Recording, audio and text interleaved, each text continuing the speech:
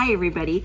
So I am so excited today because I get to use the brand new CAFE edition Bernina.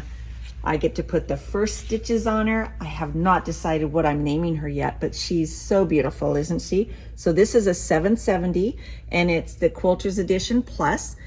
This particular one does not have the embroidery system, but you can add it. So if I were to take this off and it just slides off, woo, I'm so excited, I'm just beside myself. So the embroidery unit would just slide on right there, and you can always add that as an addition, but we're gonna slip this back on so that I have a lot of working space, and it just snaps in right there.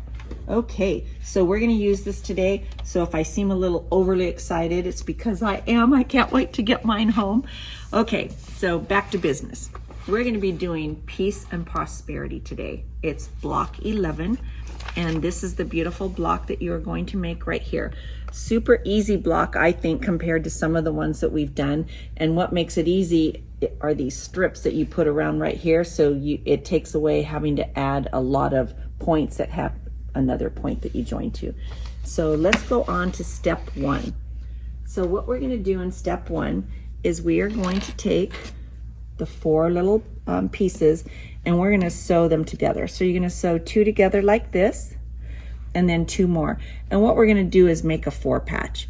So if you look at this, I have ironed towards the dark, and you're gonna iron them together like this. This is one you don't necessarily have to pin, but let's go ahead and sew it. And I'm gonna use my stiletto to hold that there instead of pinning.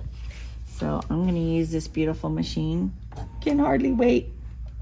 Okay, so we're gonna use her, and I do not have a 1/4 inch foot on this, but I did move it over. I use it on number 3, and it makes a perfect 1/4 inch seam for me.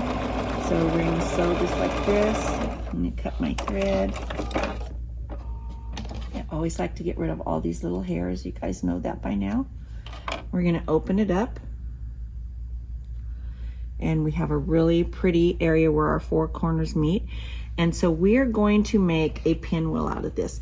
So, okay, so this one is up like this. This was ironed to the dark, And so now we want to make a circle going that way. We're gonna take the seam and just go like that, and it'll make a pinwheel. So let's make sure that this one does that. So this one is going the opposite direction. I'm gonna take this, we're gonna pull it like that. And it's sometimes you have to see how the thread didn't quite pull, but if you kind of push on it like that, it will make it nice and flat. And we've got a pinwheel, and it makes a really nice, pretty square. You are gonna make only 2 of these squares. Okay, so for step 2, what we're gonna do is we're gonna take this square right here, we're gonna add it to the 4 patch. So I want you to pay attention to the direction that the colored squares or the background squares. So it's gonna go in this bottom corner here. Now you could turn it and go the other way, and I tell you this again, that's for you rebels who wanna do it just a little bit different than what they call for. But what they're looking for in this block is for, okay, the 4 squares right here to go in a diagonal like that, okay? Now if you were to sew it like this with them on top, you will have the 4 background colors going. So it's totally your choice how you want it to go. I'm gonna sew it the other direction because that's what the designer had in mind. So I'm gonna turn this like this. And again, this is one where I don't have to necessarily pin it. I'm just gonna make sure that I start out with it right there. And we're going to sew this on this beautiful new CAFE edition Bernina 770.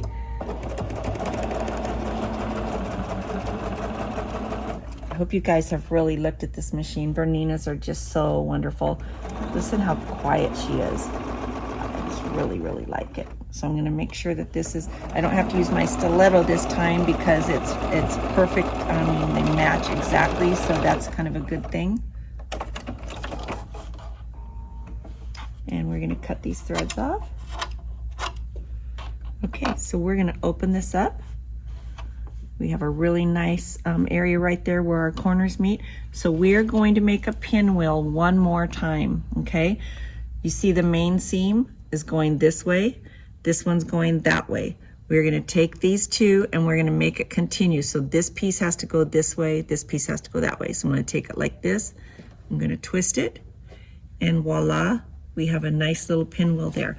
And that way, again, when we open it, it's really nice and flat here, and it will be ready to go on our quilt. This square will end up at 6.5 inches, and you only need to make one.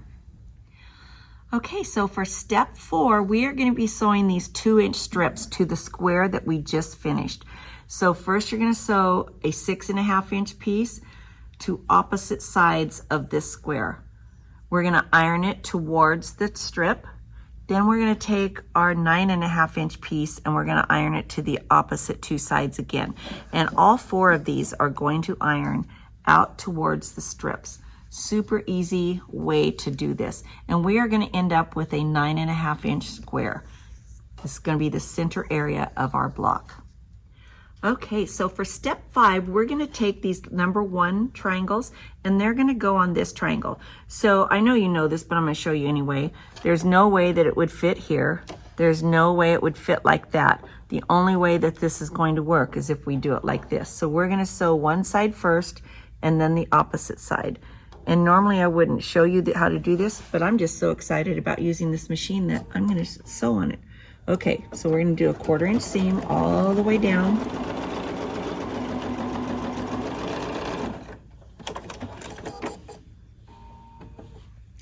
Okay, and it's going to be like this. We are going to press this towards the small triangle, okay? And then we're going to do the second piece. Now I will be good. I won't insist on showing it to you, but that one's going to sew there. What you're going to end up with is this, and we are going to make 4 of these units. And just try to make sure that you get this nice 1/4-inch seam area right there for when you go to sew it together. Okay, so for step 6, we are going to have these pieces. So when you cut these out, you are going to fold your fabric together, right sides together or wrong sides, it does not matter.